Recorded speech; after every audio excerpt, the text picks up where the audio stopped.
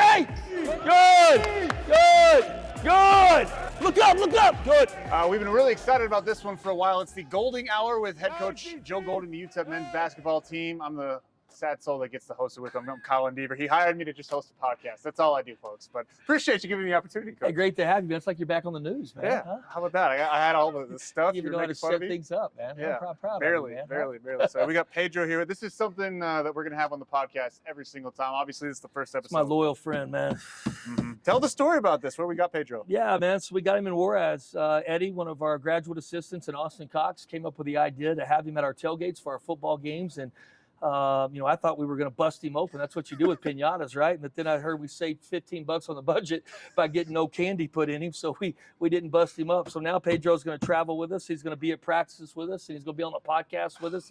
He's kind of like our mascot, Colin. Yeah. He looked too good when we got him to bust him open. I agree. And every time I talk to him, he doesn't say anything back. It's great, man. Mm-hmm. He doesn't have the advice or thinks he knows everything. And he's just a loyal friend, kind of like a loyal dog. Yeah. It's always there for support. Pedro's there for me, man. Yeah, usually you're dealing with managers like Elias who are talking back to you. It's nice to have Pedro. Absolutely, man. You got these Elias, these darn managers that think they have the answers for everything. Yeah. You got GAs, you got assistant coaches and players, and Pedro. He's loyal. He's a supporter of me, and he's a big believer in Joe Golding.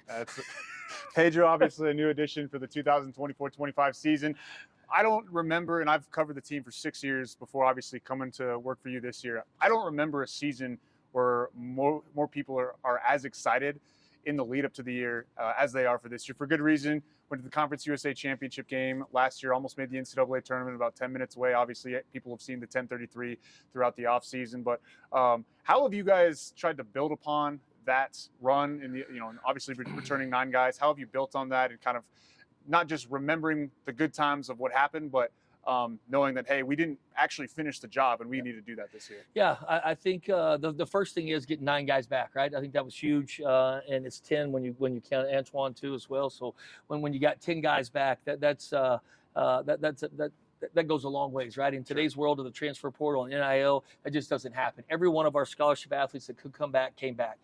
So it starts right there, Colin. And then it started in the summer with our 10 minutes and 33 seconds, which obviously, the game was tied. We were up 7, I think, with about 12 and a half, 13 minutes to go. And then at 10 minutes and 33 seconds, Western Kentucky took the lead, So, we're fighting every day for that 10 minutes and 33 seconds. And everything we did this summer, everything we did this fall, and everything we're doing this season. Now, there's no guarantees we're getting back to the championship game. It's a new season. It's a new journey. It's a new team. And we got a really, really good league.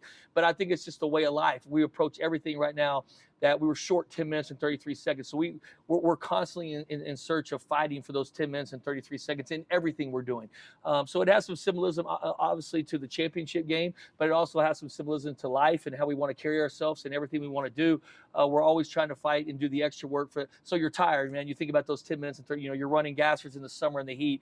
You're running lines in the summer. We're doing defensive work in the summer, the grinding days, the dog days when nobody's around. We're always fighting for those 10 minutes and 33 seconds. But I'm excited about this team. I'm excited that I do think there's some excitement around UTEP basketball, and there should be. It's a proud program. It's a program that has a ton of history and tradition. That's why, that I was so excited when I was named the head coach here at UTEP, because I understand the history and tradition. There's pressure of being the head coach at UTEP. There's pressure of being a player at UTEP because of the history and tradition, but it hasn't been good for a long time, man. And you look at, the progression of what we did year 1, winning 20 games, obviously had a setback in year 2, but we're able to bounce back last year, win 18 and get to the conference tournament championship. And we were in Huntsville, Alabama, the great city of Huntsville, I was surprised, Alabama. honestly. Yeah, really cool. Nice city. I would recommend that. Anybody that's out traveling out south, go check in Huntsville. Nice place to be. But the gym was a little chilly. They might play hockey. Little chilly. I hear we're making some adjustments this year.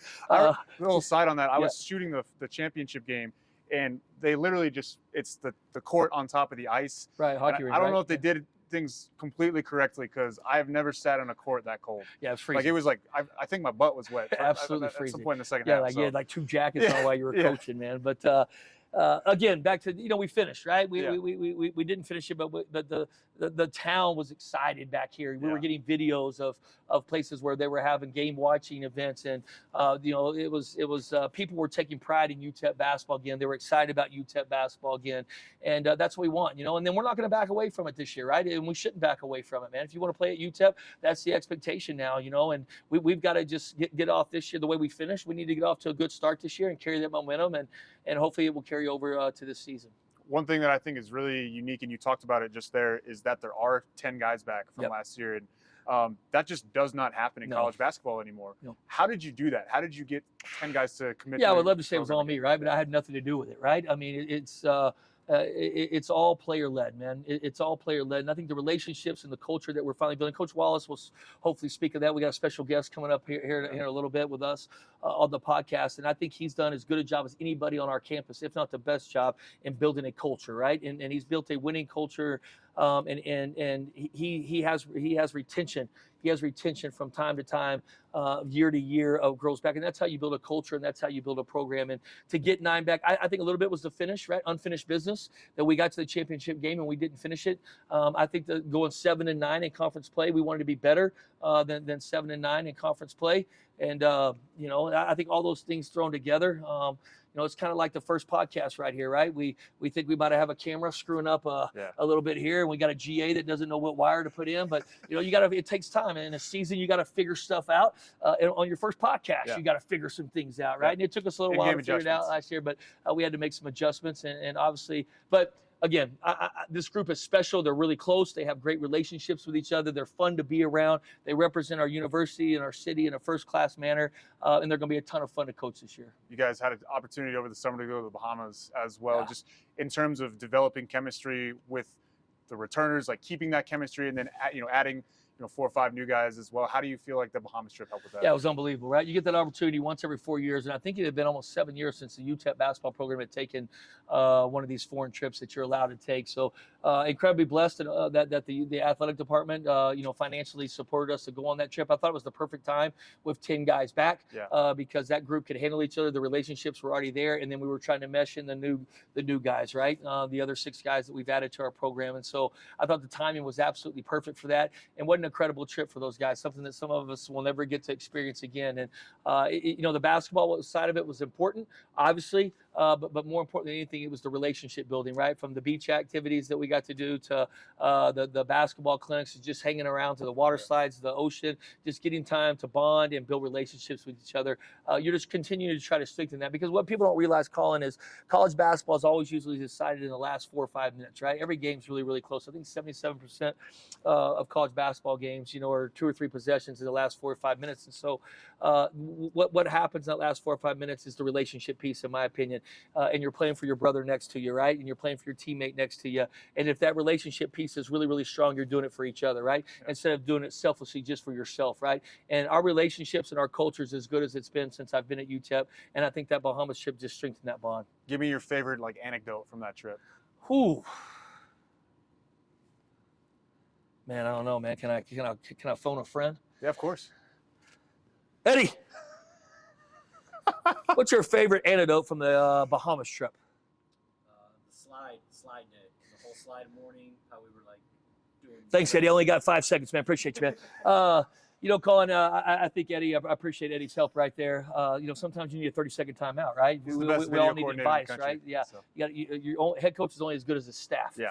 But the slide day was unbelievable, man.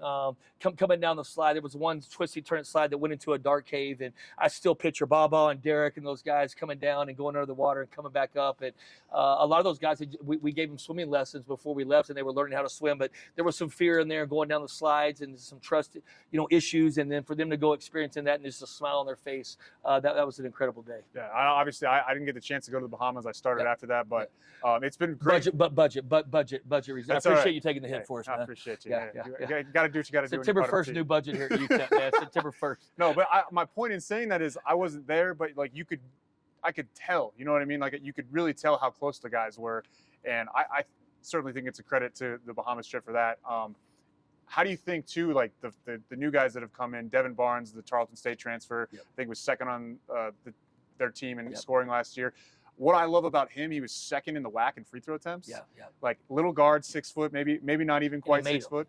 Yeah, he almost makes shot 90%, free throws. 88%. Yeah. Yeah, and then you have Ahmad Bynum, Black Cat. Yeah. That's for the fans. Ahmad Bynum, nobody actually calls him Ahmad Bynum. It's Cat or Black Cat. Yeah. So with those guys and DeCannon Wickler coming in, KJ Thomas, the freshman out of Canyon Randall, just what do you feel like those four are bringing to the table that maybe you didn't have last year or didn't have coming back this year? I mean, I think definitely the point of emphasis is going into the offseason was we had to get better offensively, Colin. We've been really good on the defensive end around here for a while, but we had to get better offensively. We were one of the worst shooting teams in the country last year from the three-point line.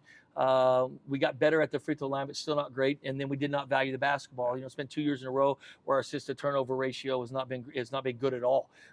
And so to get better offensively, those three things had to be fixed. And so I think one was skill development with the returners. Right. And I think that was important starting in the last spring and into the summer and into the fall. And we have our returners have gotten better in all three of those areas. And I think number two was in recruiting. I think you look at Barnes, he had a 2-for-1 assist to turnover ratio. Bynum was 1-to-1. KJ was probably 10-to-1 at Canyon. Yeah. I mean, he was really one of the best high school basketball players in Texas. But absolutely, KJ values the basketball and really knows how to play. And then obviously DeCannon is somebody that we got late. We didn't sign him for his assist to turnover ratio. We signed him because he wins. He won at Kimball, won a state championship, and then he did a good job at Lee College playing for regional finals. And actually, Cat beat his team. Did he really?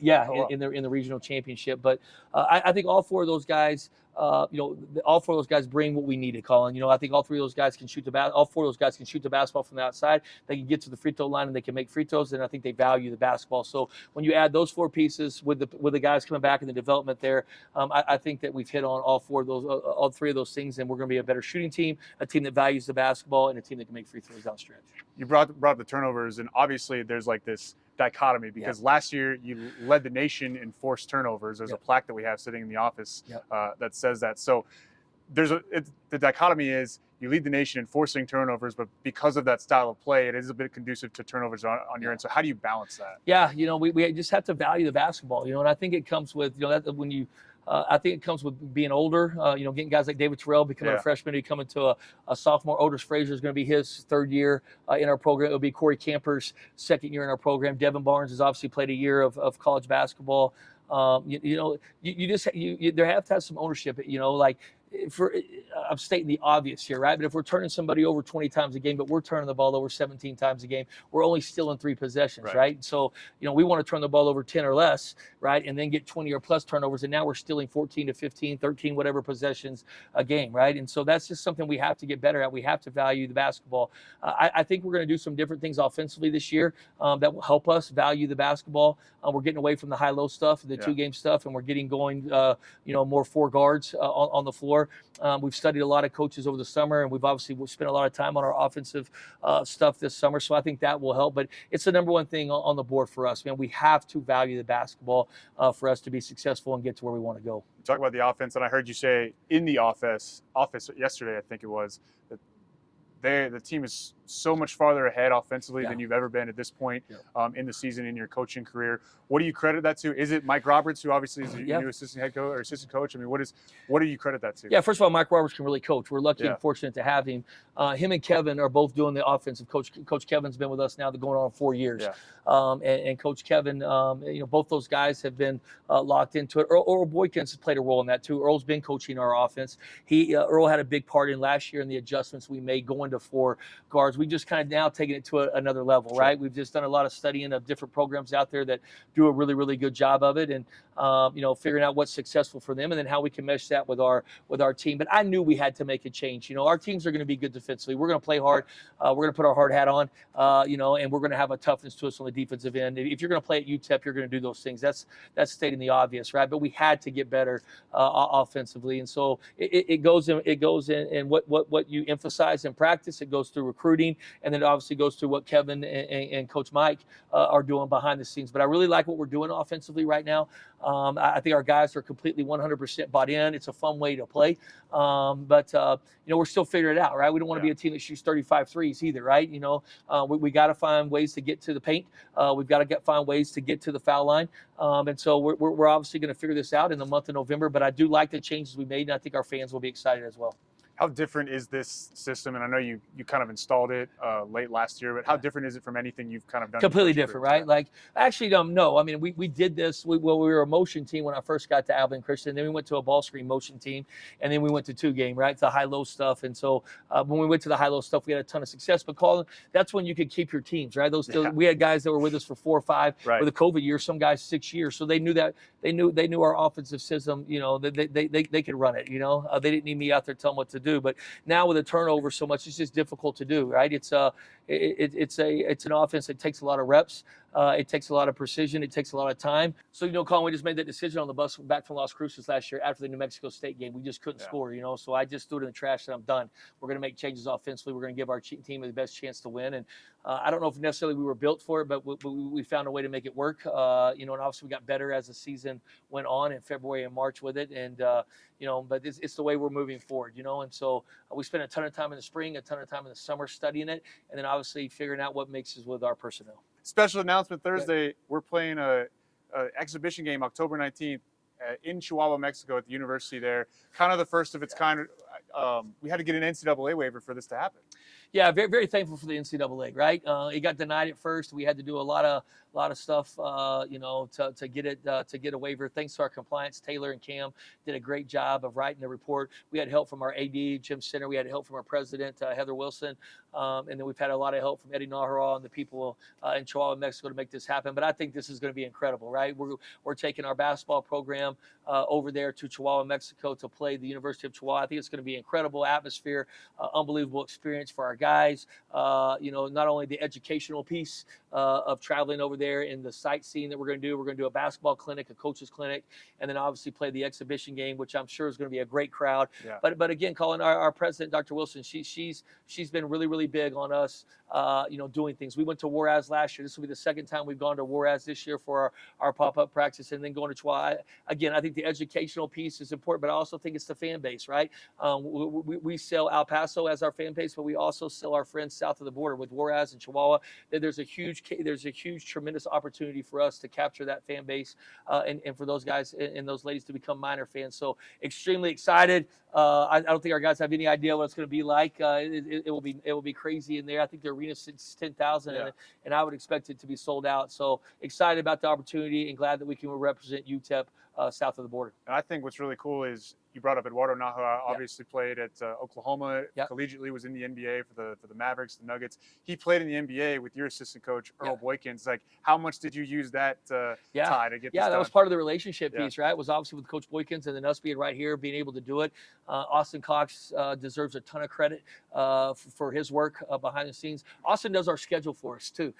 You know, he used to do it with his dad, Jeremy, before Jeremy left, but Austin now does it by himself, and scheduling is hard. Yeah. It's very, very difficult to do, and Austin does our scheduling for us and played a big part in getting this game done, and so he deserves a ton of credit. But I think, you know, maybe we should just let Coach Boykins coach UTEP, and Eddie Najaral can coach, and they can settle any bad beef they had in the past. Is that all you want to touch on this aspect? Yeah, I think it was great, man. Excited about doing this podcast. More importantly, I want to tell you, man, welcome to the family, man. Let's do it. Appreciate you. You mentioned that in the conference tournament. I don't think a lot of our minor fans might know this, might have forgotten, man, but it just meant a lot to me.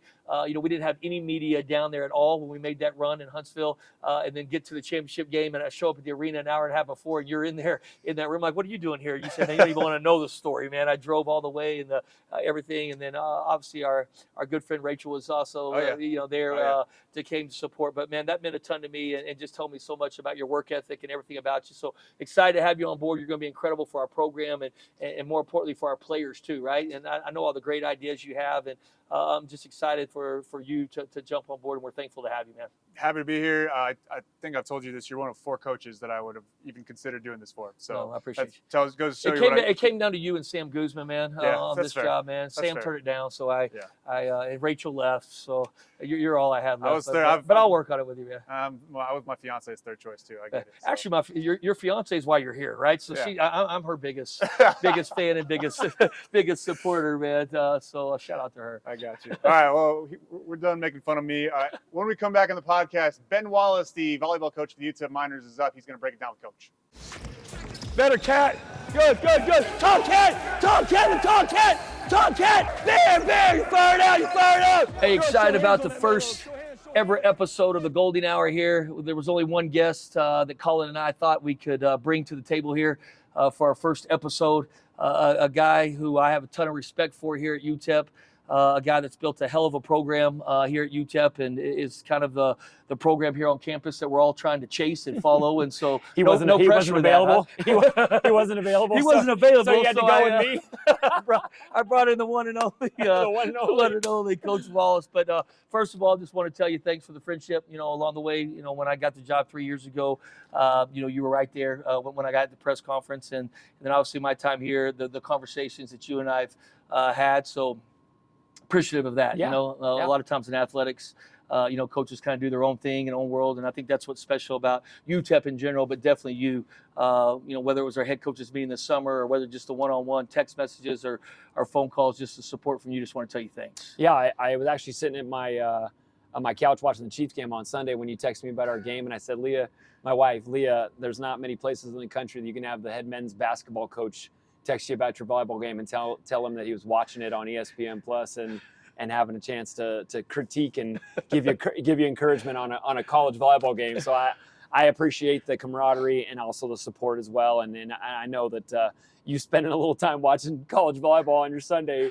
means a lot to me, but it also shows how much support we have for each other here at UTEP as well. Yeah, no doubt. And I'm learning about volleyball, right? I've had a lot of questions for you from Olympic volleyball this summer. I found out that we can use our head. Yes. And then you notified we could use our feet. That's correct. I asked you how many times that happens, or do you really practice it? And knowing you, the reason you're so successful, you do practice that from time to time, which is obviously why you have so much success. There's nothing you don't cover, but.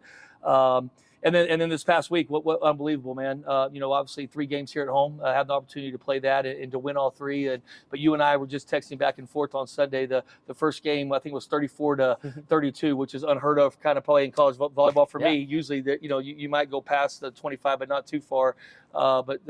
Just explain to that, and us talking about just the toughness and the grit and how this team kind of establishes that and how you do that with your teams. Yeah, I was really impressed on Sunday with the level of volleyball that was being played between both teams. And I think that when you get to a level like NCAA tournament, conference championship type, deep into the postseason, volleyball, like basketball, is played possession to possession, right? And our game on Sunday in the first and the second set was point to point, or a little tiny run and a little tiny run would match that. And so that feel all year from first weekend to fourth weekend, we've been trying to get that in every single week that we've played. So we've played Friday, Saturday, Sunday, or Thursday, Friday, Saturday each week. Mm-hmm. And so it matched up really this weekend the way exactly we want to match it up in November here in Memorial Gym, which is kind of what you need to do to win a conference championship, just like you guys on the basketball side. So on Sunday, when we played, kind of average on Friday and on Saturday, but found ways to grind out wins, we needed our best, and we needed some grit and some toughness to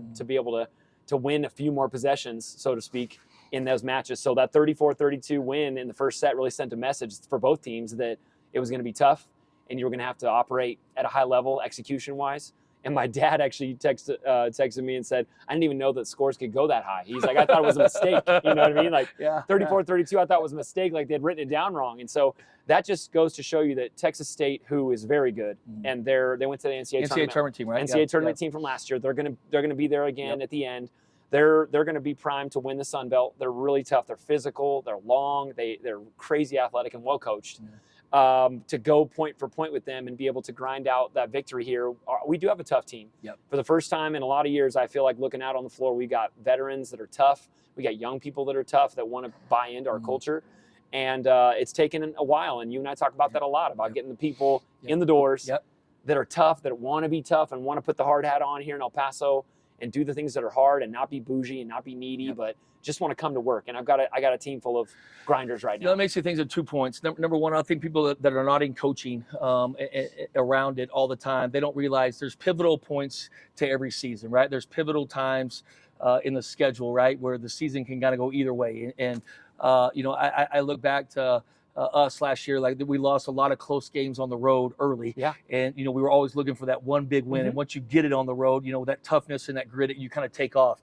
We obviously didn't get it till we got to Jacksonville State late in the year. But having a win like this for you early in the season just goes so far with confidence, right? And the toughness and the grit to get through it. You're always looking for that breakthrough win because every season is different, right? Every team is different. And when you get one of those, it's just amazing what happens. And then two, to your point about the culture, and you and I are spending so much time on this of getting the pieces right, and it's become difficult to do with the transfer portal and NIL and different things. But when you have player-led programs, and I'm assuming, I haven't been to one of your practices. I've obviously been to games, but I haven't been to one of your practices. But I'm assuming it's a lot of player-led stuff, and I think that's when you have a culture and you have a program. And when you have so many kids coming back like you do, so many young ladies that when it's player-led, man, that's when as a coach, man, you're in a good spot. Yeah, I think to the first point, the reason why this weekend was so important to us is because we failed 2 weekends ago when we were in South Dakota. Yep. We had won on Friday against the Iowa State team, a Big 12 opponent that we felt really good about, played really well and pushed them around. And then on Saturday, we grinded out a win against a Montana State team who was a postseason team. So Iowa State was an NCAA tournament team. Yep. Montana State was a postseason NIVC team that went to the quarterfinals. And so then on Sunday, we were going to play a South Dakota team who won the conference, won the summit. Yep. And we failed. We just got sideways emotionally, and we didn't compete very hard when they came at us in their gym full of 2,000 fans. And so we talked about in the locker room afterwards about that being a test and that we failed. And that we were going to be tested again this weekend at home. And so for me, I love the way that we set up our schedule and the culmination of a long weekend of playing a team on Friday that we swept. And then on Saturday, we had to grind out a 5-set win. And so if you turn around and you think about what it's going to be like in November and here in a conference championship setting, you're going to play 3 good teams in a row.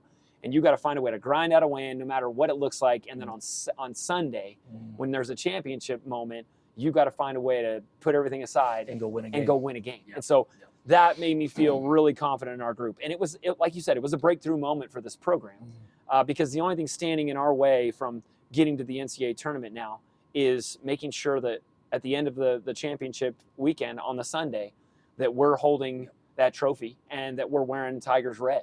You know what I mean? And being ready on to that go. point, a good friend, I won't mention this, well, I will, but I don't hold it against you, right? I know you spent a little time down the highway, up the highway, up the street. Up the highway, up the street on I-10 a little bit, where you kind of got your roots a little bit, obviously being a high school coach, but then getting back to New Mexico State. And I know the lady there does a really good job, right? The coach, Mike Jordan, Mike Jordan, the man that you kind of I know you have a lot of respect for him through That's conversations with you, but I don't think people understand, like at our level, talking to Coach Jans when he took the job to Mississippi State. He said, Joe, the best thing about it is the pressure's gone up for me.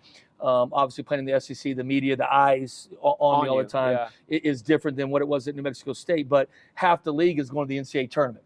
When you're playing in a league that you and I are in now, everything comes down to one weekend, right? And I don't think people understand the pressure of that, right? Like, it's 3 games in volleyball you have to win. I don't know your tournament schedule buys and all that. Maybe it's 4 games, but it's just your whole season comes down to one weekend, right? And you can win the league That's right. and lose in the first deal because there's so much parity in our league. You talk all the time about Conference USA volleyball and how the strength of it and how good it's been. And it's the same way with us in basketball. Last year, there was so much parity, right? But everything comes down to one weekend. And again, you can play 30 great games, but if you're not good on one weekend, it's just the pressure for not only our student athletes, but also for coaches. So how do you kind of handle that pressure with your teams in those situations?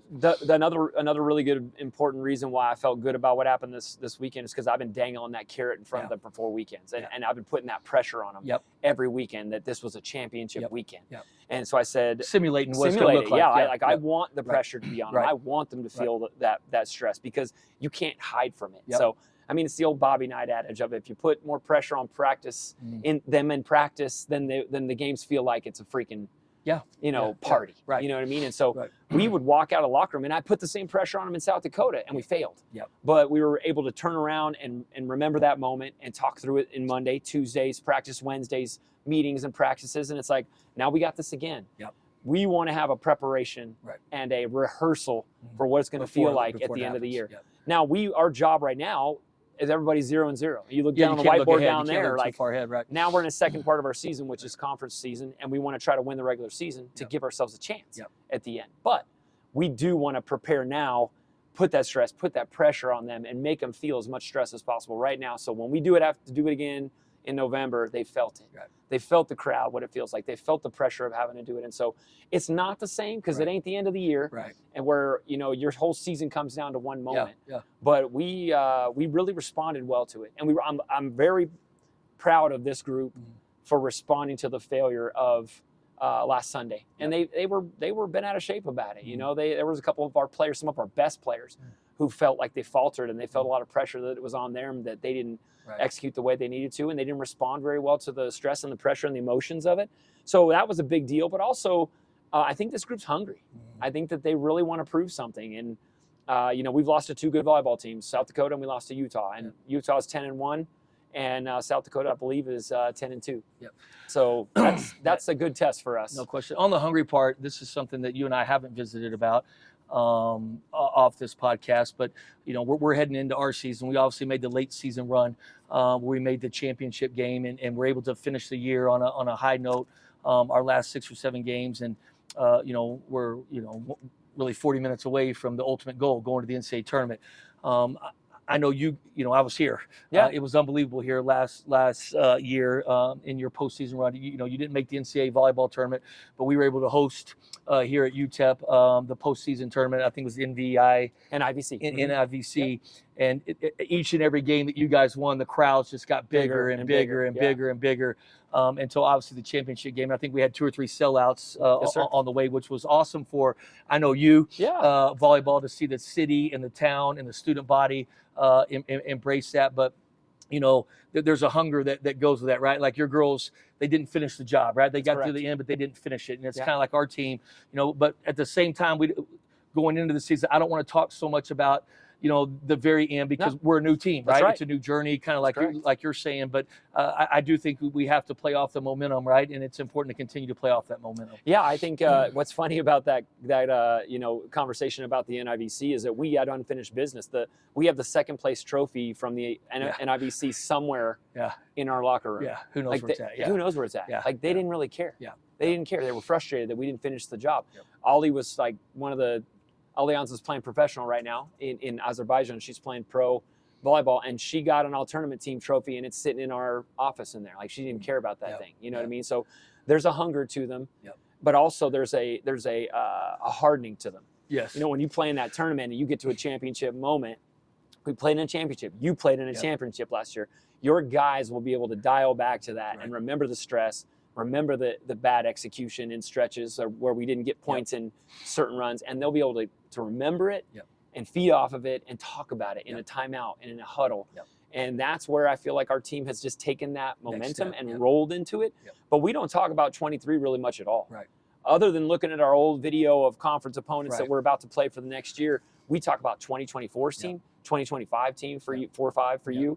But we really dial back into those moments, and we talk about the emotional failure, the execution failure, and learn from it. The experience piece. And the experience piece is so big. Don't you think about building a program, like you have to experience those things, and sometimes maybe the first time through you get it. I remember at ACR first time there we won, right? Yeah, and that's honestly that doesn't happen. That ain't happening very often. It doesn't happen, right? And you almost get spoiled with it. I think most great teams and great cultures, you have to experience failure.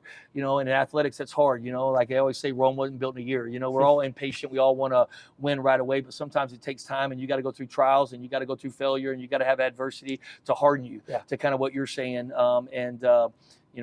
Obviously we're off to a 10-2 start. Yes, sir. We start conference play this weekend. We're going to beautiful Miami. Beautiful Miami. I love Miami. Yeah, I wish we could spend more time there, but we're like, I don't want to live in Miami. I don't know about you, but I love seeing the palm trees and I don't know about you, but I do miss water a little bit. Sometimes I look around here. And we got a lot of beach. We got a lot of beach. We don't have a lot of water, man. We got a lot of beach, but not a lot of water. It's always good for me, man. It's always good a mental, right, to get off the plane in Miami. But I know your girls are going to be excited, man. So good luck. Thank you. Start a conference play. I'll on this podcast, the first time we've ever done it. But I want to ask you a few questions just so our fans, our students, can get to know you. As we do this podcast, we're going to try to interview different coaches on campus, different student athletes. Maybe have to come back and get one of your stars on before the stretch run. But first, what's your favorite song that you're listening to right now, Coach Wallis? Oof, it's an easy one, and they play it at every home match, right when they start to introduce our team. It's the Timmy the Trumpet Narcos song. Oh yeah, that's my jam. Yeah, like yeah. I just, that one gets me juiced. Wasn't that the one the time. Mets closer Yes, for the baseball? yeah, that's kind of where I saw it originally. I saw him come in to close, and they had the lights pumping in Mets Stadium. And I was like, God, we got to get this at our Was games. this a song you were dancing to last year? No, near the run? no, that was a different, like, it was maybe a Of course, the Cumbia run you were on last year, you were dancing song. to Yeah, we were anything. dancing to a couple things, you know. But when they throw Timmy the Trumpet on and they put that Narcos song on here, man, it gets the hair standing up on my arms. And our players have kind of embraced it, and our crowd is now into it. And so that's kind of my jam. That's my go-to. I like it, man. That's a good one. My song right now, just for people out there, I saw this guy live in concert a couple weeks ago here, Wyatt Flores. Orange Bottles. Orange Bottles, check I'm in. It, Ben. All right, little Texas country for you. This guy's actually from Oklahoma. It's from Stillwater, Oklahoma. Wyatt Flores, the Orange Bottles. Orange Right? Bottle, Check that out. Favorite place go to around campus? I see you and your wife and your kids sometimes walking from Memorial Gym down off Cincinnati or Mesa to eat. I don't know where you're eating, but I see you walking. Where's your favorite go-to for our students around campus? Well, there's two. I'm sort of like my go-to place that's kind of simple. My simpleton Ben is Wingstop. I love to eat. I love wings. I love original. What's your hot go-to wings. on sauce? Original hot wings. Yeah. Okay, gotcha. But really, my favorite. Are you all drums? You go with wings? I go all drums. But okay. if you throw some regular, like you'll take it. I'll take them. I'll take them. I'm not a. Do you wipe hands or do you go all in? I go all wipe in. hands at the end? I go or all you in. wipe I'm hands not while wiping you're hands while no, I'm eating. No hand wiping until every wing's done. Got to finish them all, and I'm like cleaning those bad boys. I like it. But really, the place that we love to go here, real close. I'll take my family there, but also we'll go there with recruits and everything. Is Crave across the street, and the best go-to though I think is Little Shack. Yeah. With the Baja tacos, man. Little Shack is the jam. I just went there today. That's for students. It's Little Shack. That's my go-to. Went to today. Absolutely, man. Get some tacos, man. Last one for you, Coach. I know you're always trying to get better. The thing people don't realize about coaches, we're always studying other programs. We're studying other coaches. We're studying other sports. We're obviously reading books, podcasts, whatever. I haven't figured out the technology quite yet for podcasts. I'm struggling with the hiring of Colin Deaver. Hopefully that will help a little bit. But what's the most recent book or kind of a book that you're kind of go to or go back on maybe from season to season that you like to dig into? This book, the book that I've been in this season, and actually a podcast that I got kind of deep into this summer, I committed myself and my staff. We just said, if we're going to ask our players to give more and try to do the tipping point stuff, the 1% stuff, we got to ask ourselves to do it a little bit more. So we challenged each other to get a little bit more into some podcasts, into some more just fitness stuff to try to eliminate some things from our daily life that were, maybe holding us back from spending more time on the video and our team as we could. So I kind of got into a podcast by Dr. Ann Selking, who is the sports psychologist for LSU football. Wow. And she's got a really awesome series of podcasts called Championship Mindsets. And so I got deep into one about essentially the difference between high functioning people and high functioning teams. And so when I got deep into that one, I started grabbing some stuff and listening to that podcast. And so she actually was pumping her book on there called Championship Mindsets. And so that's the one I've been in lately. She's got a series of great podcasts that just talk daily, like little 10, 15, 12-minute podcast. So I'll take Bear, my dog, on a walk. I'll walk by Jeff Darby. You need to take Pedro. I'm gonna take Pedro with me too. This is Pedro. Pedro, I love his stash. That's a really good stash. And so, and Dr. Ann Selking, she's got a great podcast, and it's really good about championship mindsets. Talks a lot about teams, but also individual mindsets. And so, we've been challenging our team a lot, working with Trey, actually our sports psychologist, about adding that piece to the puzzle. And I really think that at the end of the year is going to be something that's going to help us get over the top, and already is, in terms of the mental piece to how these guys have to perform under immense stress. And so I love it. It's been good. It's just a different piece of the puzzle that I get to dive into daily, and it helps me stay sharp too, leading up to practice. I like it.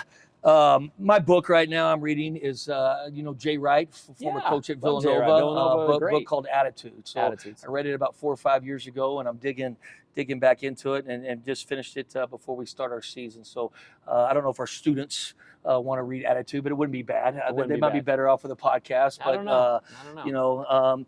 but hey, Coach, I appreciate you coming in. Good luck in Miami this weekend. Then we come back home. Yes, sir. We come back. Who we play?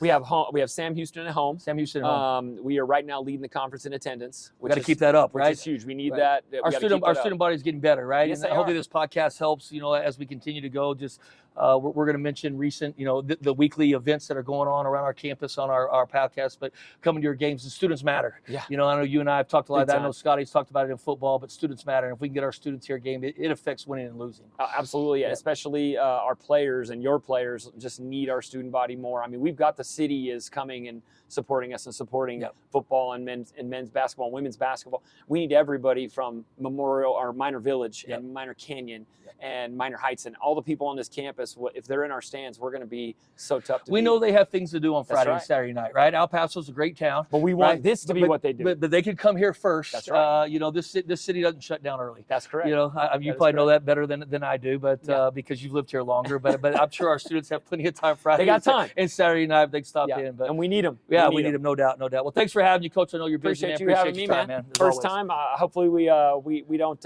shut it all down after the first one, because then they'll know never to ask me to come on ever again. That's right, man. But we might not have a second episode after you and I, man. But The golden hour. the golden hour, The man. first The episode, golden man. hour. How about that, I man? love it, But, big dog. No, I'm fired up about doing it because we get to tell the stories, right? And we tell stories of you to our fans, our donors. They get to meet Pedro. He's going to travel with us and be on our podcast all year. We might even need to bring him to a volleyball game. You're going to need to bring him. I think we need to bring him. Put him in the I do. stands, I think we need to put and- him in the stands. and we'll make sure nobody hits him with a bat or anything like that, and Yep. let him know there's nothing important inside of him.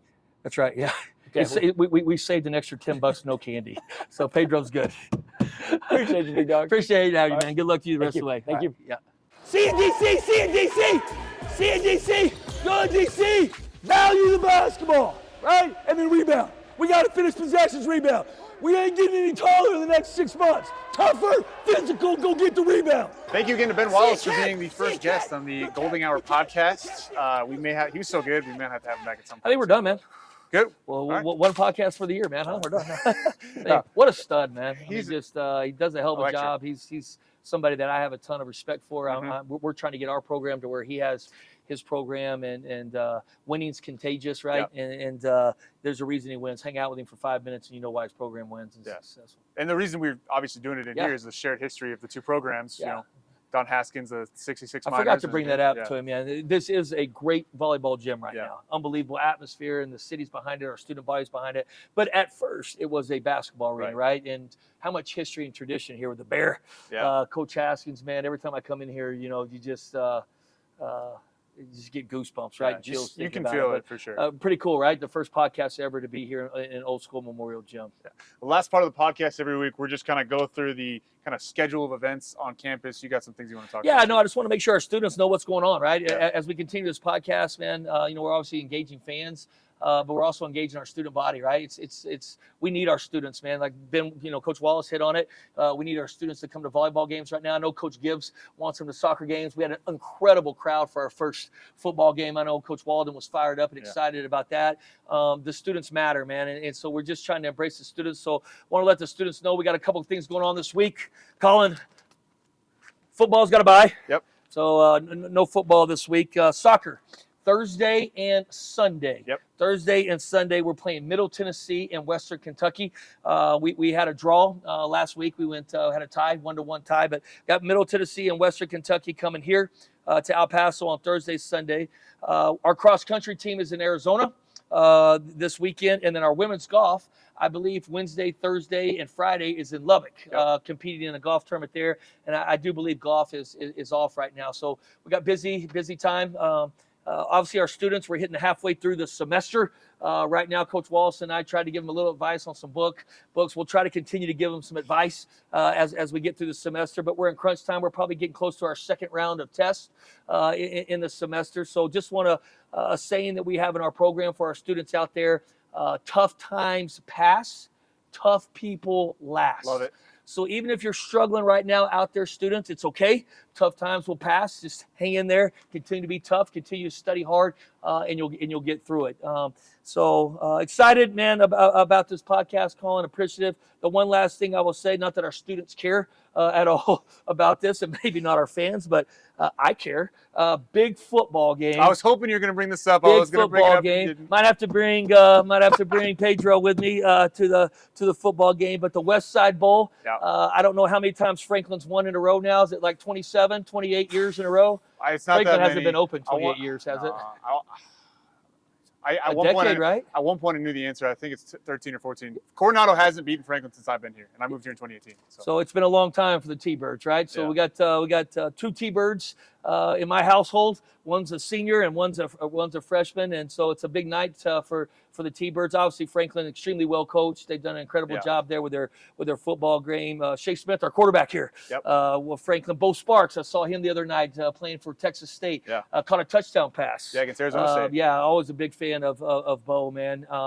And I just thought he played with some tough. He's talking about a tough kid. Yeah. I think he had about 700 receiving yards against Coronado 2 years That ago. sounds about right. Yeah. And I think they took him out for the third and fourth quarter. But Coach Pry's done an incredible job at Coronado High School getting that program back turned around.